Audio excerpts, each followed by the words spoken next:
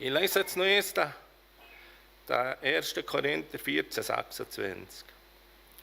Wie ist es nun, Brüder und Schwestern, wenn ihr zusammenkommt, so hat ein jeder einen Psalm, er hat eine Lehre, er hat eine Offenbarung, er hat eine Zungenrede, er hat eine Auslegung. Lasst alles geschehen zur Erbauung.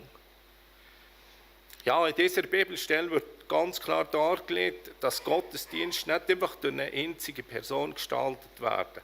Es gibt einfach auch verschiedene Aufgaben: Psalm, Lehre, Offenbarung, Zungenrede mit Auslegung. Alles soll zur Erbauung dienen, jeder darf mithelfen, aber es muss auch niemand. Und das ist doch mir einfach noch wichtig. Das nimmt einfach auch Druck fort. Es ist ja auch gut, dass so jemand hört. Und heute bin ich extrem froh, dass ich nicht den ganzen Gottesdienst einzig machen muss. Dankbar bin ich für die Moderation und den Lobpreis. Und er eben auch hat sicher Geschwister, die haben gebetet dafür. Das ist so wichtig. Ich selber genieße es dann in nächster Zeit zu hören. Das muss ich ganz ehrlich sagen. Aber es schadet sicher auch nicht, einmal aus der Komfortzone rauszukommen, eine Herausforderung anzunehmen. Jetzt habe ich mir so gefragt, ja, wie sieht das eigentlich aus mit dieser Geschichte von den Priestern in der Bibel? Also zuerst mal war etwas ist von einem Priester, ist der Melchisedek, der König von Salem. Das ist so eine komische Person oder eine komische Person. Man liest etwas in der Bibel, aber es ist nie noch ganz klar. Und ich weiß noch, im GFC, im Bibelkurs, ich glaube nicht mal 3 oder 4 Mal am Samstag, wenn ich hören habe sie über den Melchisedek geschrieben. Aber man hat einfach nie etwas Richtiges, und das hat mich ein bisschen gestresst. Darum habe ich ein bisschen gespaltenes Verhältnis mit dem. Dann, die Schwiegerväter von Josef und von Mose waren auch Priester, wahrscheinlich von heidnischen Göttern. In Israel sind dann Priester erst eingesetzt worden nach dem Auszug aus Ägypten. Sie haben geopfert und die Verbindung gesucht zu Gott. Gott hat dann das Opfer gnädig angenommen. Die Priester waren geweiht und am Anfang haben nur Aaron und seine Söhne Priesterdienst verrichten. Dann sind dann später noch der Stamm Levi dazu bestimmt worden. Und da gibt es in den Mosebüchern auch unheimliche Haufen Vorschriften und Sachen, wie sie machen sollen.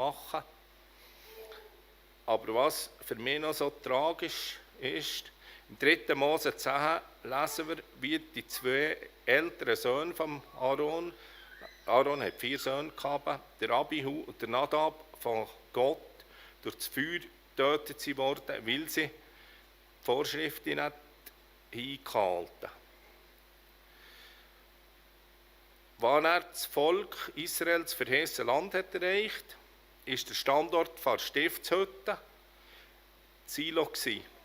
Und die Menschen in Israel haben jeweils auch Silo geopfert. Und das liest man auch vom Samuel, dass er da war. Und dann, auch in dieser Zeit war der Eli Hohepriester. Und auch dann hat es Todesfälle gegeben in Verbindung mit der Bundeslade und den Priestern. In 1. Samuel 4 können wir es nachlesen. Eli, seine beiden Söhne, sind im Krieg gestorben.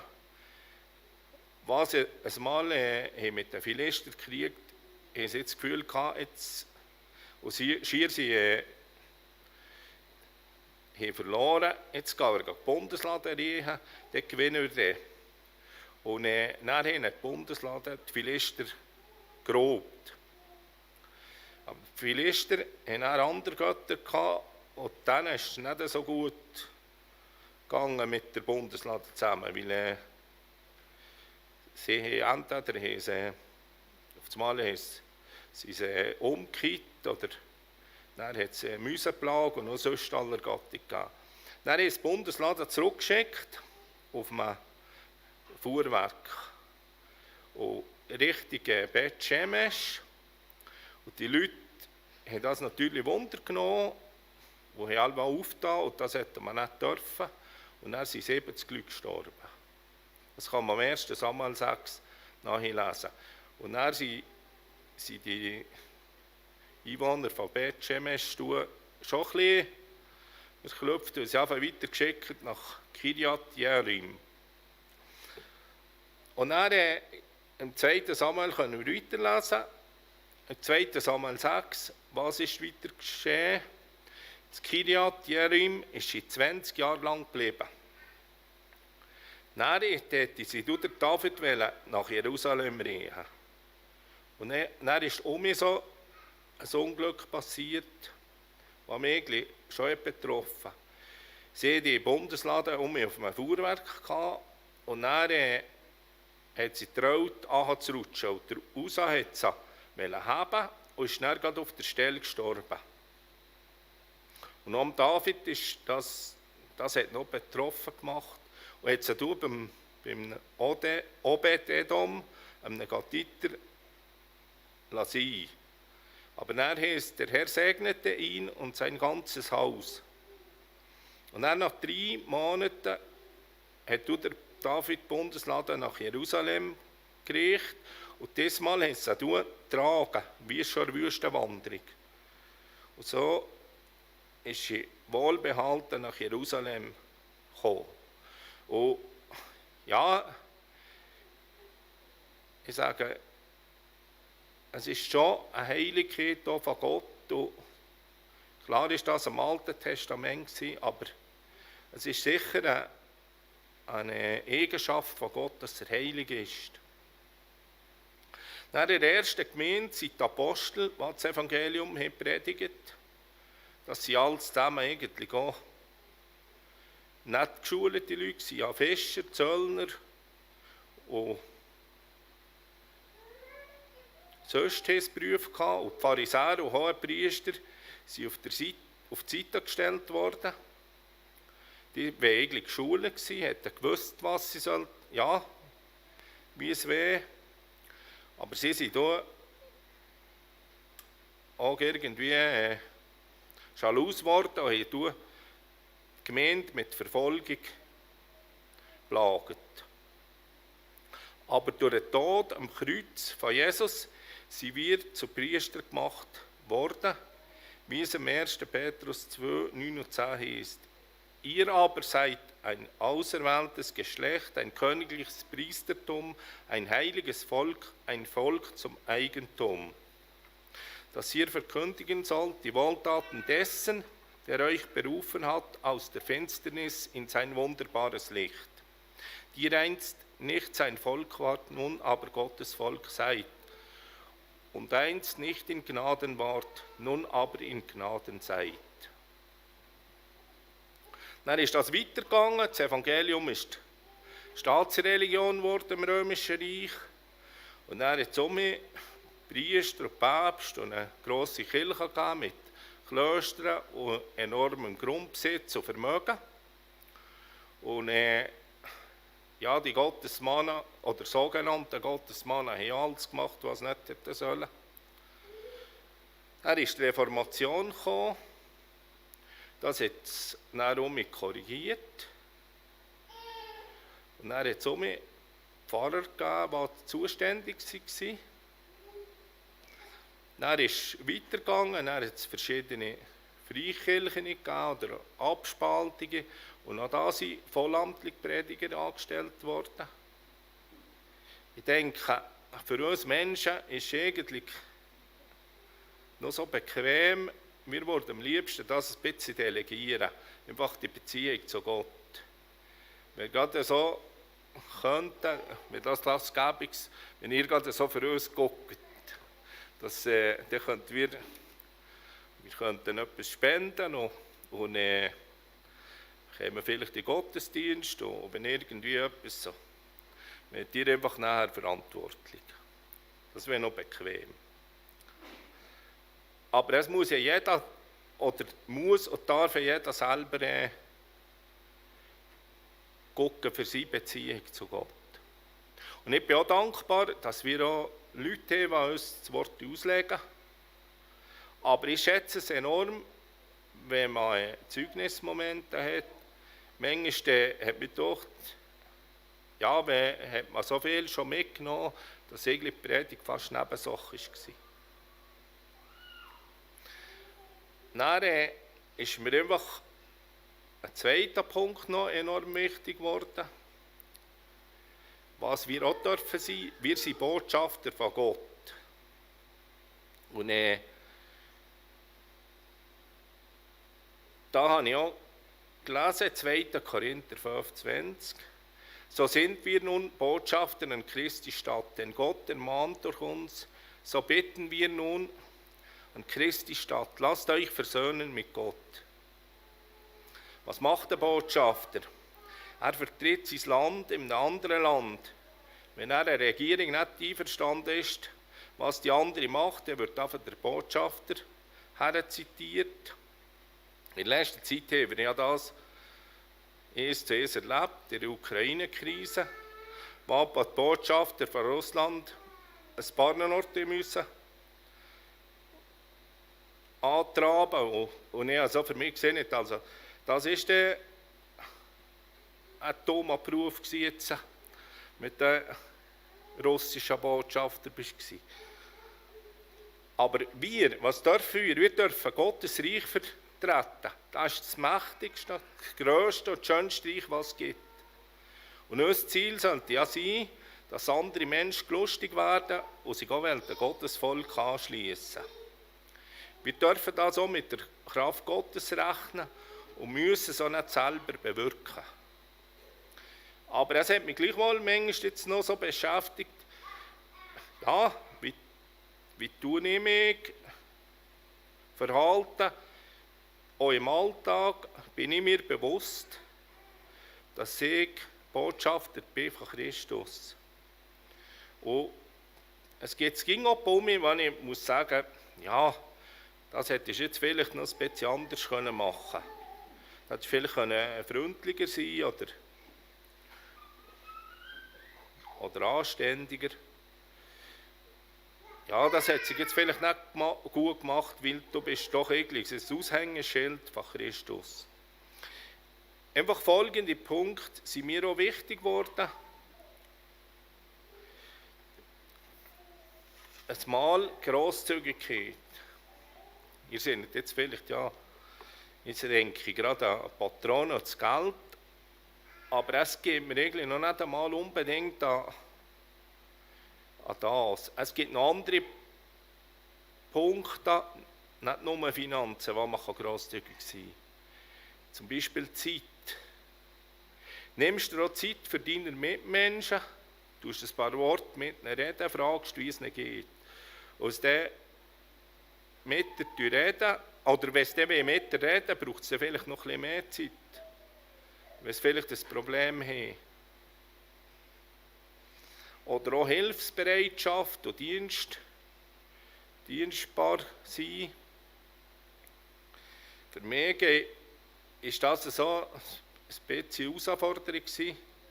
Mein Nachbar hier hat umgebaut. Und es ist einfach effektiv, ja, von unserer Firma ist gar nichts geliefert werden, nicht einmal gerechnet. Aber er hat relativ wenig Platz gehabt, die Wand und er sind Mulde auf uns gestanden und Auto von Mitbewerbern. Und ich muss jetzt gerade sagen, für das Mal war es gerade gut, bin ich in Frutigen gewohnt. Das hat mir so einfach weniger gemacht. Wenn ich etwas ungerades Mal so konnte ich auch um mich gehen. Aber irgendwie hat es mir noch nichts genommen. Aber gleichwohl bin ich so ein bisschen frustriert gewesen. Wie ich auch genug zu tun hatte, also ich hätte ja nicht gewusst, wie machen. Aber irgendwie bin ich nicht ganz zufrieden gewesen. Wieso? Ich habe mir noch so nachgesehen, ja, vielleicht war es ein bisschen der Stolz auch. Und manchmal tut Gott auch so ein bisschen hin und zurückstutzen. Oder auch Toleranz, einfach, dass man vielleicht auch etwas toleriert und nicht wegen jedem Dings gerade ausruft. Ich habe ja nicht gewusst, dass ihr da seid. Ich sage es jetzt so, wie ich es Frutigen gesehen habe. Ja, es ist nichts Schlimmes. Am Donnerstag habe ich am Abend die Mails bekommen und dann ist eins oder mehr Frutigland mit dem Titel gekommen, Erinnerung an deinen Dienst. Und dann wollte ich auftun und dann hat es geheißen, sie haben keine Berechtigung. Und dann habe ich so für mich gesagt, super, und dann ist mir sicher, das ist jetzt vor einem Jahr ist das gekommen, auf einmal ein bisschen ausgerufen. Aber er hat es irgendwie so gelassen können nehmen und gesagt, ich tue jetzt vielleicht schon mal in die Ordnung. Ich habe es ja nicht vergessen, aber heute am Nachmittag hat es nicht gebraucht, weil die Zeit ist mir fast schnell vorbeigegangen. Aber dann ist nicht gekommen. Oder ein anderes Beispiel, das ich das letzte Wochenende erlebt habe. Am Donnerstag habe ich ein Mail bekommen, dass ich das in die Arbeitsstunde von der Abteilung bis am Sonntag am Abend kontrollieren, dass sie dem Montag die Löhne machen könnten. Und ich habe mir auch so gesehen, ja, also wenn dann am Freitag der 30. ist, also am Samstag, am Sonntag mache ich nichts. Schon gewusst, am Montag, am Morgen habe ich ein paar Stunden Zeit. Und dann, zuerst hat es mich auch ein bisschen geärgert, aber es war niemand gerade oben, wo ich ein bisschen sagen konnte, dann ist mir durchsehen gekommen, dass sie von daheim aus zugreifen kann. Und dann ist ja Anita ins Chorlager gegangen, und dann war es regnerisch. Und dann konnte ich das eigentlich relativ ring machen. Und am Montag habe ich das Mail bekommen, es tut ihr furchtbar leid, sie einfach am Datum trompiert. Ich meinte, der Freitag sei der 1. Oktober. Und also, ich habe noch ein bisschen diskutiert mit ihr, und sie hat auch gesehen, also es hat auch noch andere, die sich furchtbar aufgeregt, und sie hat auch eigentlich auch das Gefühl gehabt, wenn man schon hätte gesehen, was denkst du eigentlich? Gemacht haben es alle zusammen, es ist alles zusammen geklappt, aber sie hat es eigentlich auch nicht so wählen. Dass er einfach da vielleicht auch manchmal beide Augen zudrücken. Dann Liebe. Es gibt auch da noch Bibelstellen im Neuen Testament, die sich auf die Liebe untereinander berufen. Auch eine Auswahl hier, Johannes 13, 35. Daran wird jedermann erkennen, dass ihr meine Jünger seid, wenn ihr Liebe untereinander habt. Römer 12, 10. Die brüderliche Liebe untereinander sei herzlich. Einer komme dem anderen mit Ehrerbietung zuvor. 1. Johannes 4, 12. Niemand hat Gott jemals gesehen. Wenn wir uns untereinander lieben, so bleibt Gott in uns. Und seine Liebe in uns ist vollkommen. Die Aufzählung ist nicht abschließend, aber für mich ist das enorm wertvoll gewesen, weil wir Frutigen sind zögert, dass wir Geschwister in unserem Chor kennt. Das hat auch mir das Leben sehr erleichtert. Und auch, ich vergesse das auch nicht, was man zu Weihnachten hat, sind wir zweimal für das Morgen eingeladen worden. Und da habe ich wirklich das Gefühl gehabt, jawohl, man könnte jetzt in Frutigen vielleicht auch wohnen. Dann Freundlichkeit. Auch Freundlichkeit ist das Thema der Bibel. Da habe ich auch noch ein paar Bibelstellen rausgeschrieben. Sprüche 3, 3 und 4. Gnade und Treue sollen dich nicht verlassen. Hänge meine Gebote an deinen Hals und schreibe sie auf die Tafel deines Herzens, so wirst du Freundlichkeit und Klugheit erlangen, die Gott und den Menschen gefallen. Galater 5,22. Die Frucht aber des Geistes ist Liebe, Freude, Friede, Geduld, Freundlichkeit, Güte, Treue. Kolosser 3,12.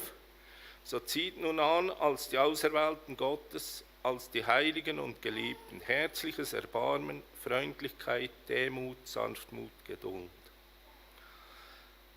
Dass ich heute die Predigt habe, ist aber auch das Verdienst von einer Nachbürin zu Frutigen. Aber es ging jetzt zu weit, wenn ich die Begebenheit erzählen. Dann der dritte Punkt noch, was mich beschäftigt Tag, ist auch die Mithilfe in der Gemeinde. Selber bin ich auch versucht, dass ich lieber, wenn ich jetzt merke, dass jemand nicht mehr in den Gottesdienst kommt, bei mir geht es ja dann furchtbar lang, bis ich es merke, dass ich euch sehe, dass ihr gucken sollt. Dann hat mir Judith einfach mal gesagt, ich kann doch selber anrufen. Und es hat mich auch ganz gebraucht, aber es war eine gute Erfahrung. Ein anderes Mal habe ich eine Frau angesprochen, die bei Kühns ein Tag vor offener Tür kam, wieso dass sie nicht mehr kommen, ich habe sie vermisst. Und auch da hatte ich ein gutes Gespräch gehabt. Und sie hat auch früh gesagt, ja, sie ging jetzt das erste Mal, dass jemand nachgefragt. Und ich denke, auch da sollten wir doch einfach den ersten Schritt manchmal auf die Geschwister zumachen. Dann habe ich da eben zwischen etwas vorbereitet. Und dann habe ich in der Bibel-App einfach der Nehemia auf das Mal dran gewesen. Und das ist mir auch noch enorm wichtig geworden. Er war Mundschenk beim persischen König. Der Mundschenk ist verantwortlich für den Wein und für die Weinberge vom König. Und dann muss er auch gucken, dass der Wein gut ist, nicht vergiftet ist und einfach nicht verdorben. Er hat eine grosse Verantwortung für die Gesundheit und das Wohlergehen vom König. Aber er hat dann auch einen direkten Zugang zu nehmen. Dann ist er einmal ein Mann gekommen und der hat von Jerusalem und gefragt, wie das sei. Und dann hat er gesagt, ja, die Mauern seien zerbrochen und die Tore seien mit Feuer verbrannt. Und er war dann betrübt. Er hat gefastet und gebetet, tagelang.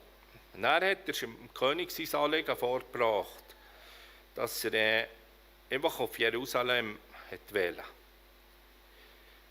Der König hat sein Anliegen bewilligt, hat ihm Urlaub gegeben, hat mir sogar ein Schreiben mitgegeben, dass er Holz beziehen konnte.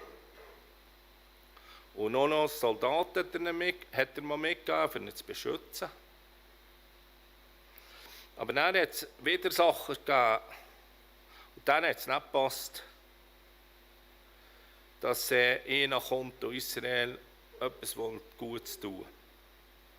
Und der aufpasst. Dann hat der Nehemia einen Haufen Männer motivieren, um mitzuhelfen, die Mauer um mich aufzubauen. Und ich habe einfach wirklich gestaunt, was da aufgeschrieben ist.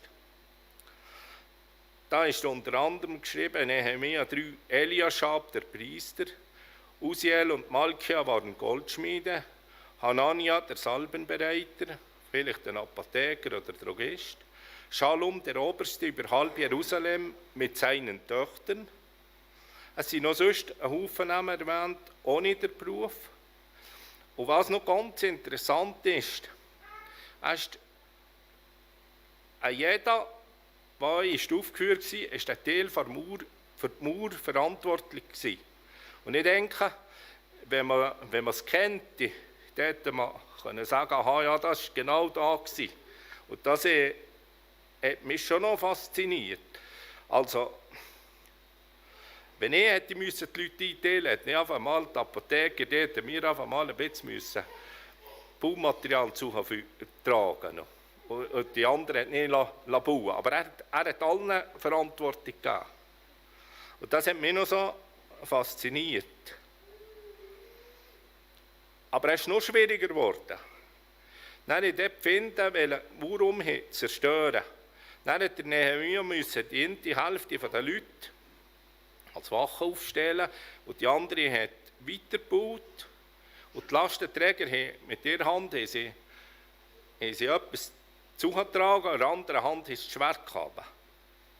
Und die Umstände waren wirklich schwierig. Also, ich denke,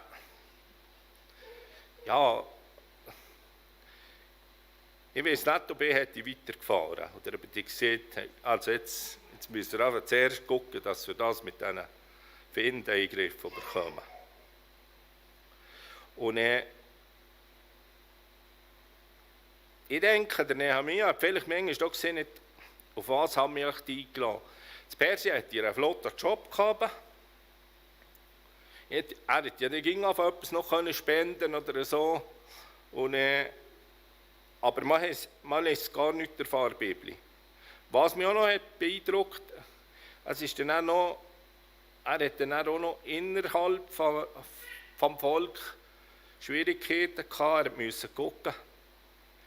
Es hat reiche Leute gehabt, die den Armen den Grundbesitz genommen haben. Das hat er regeln.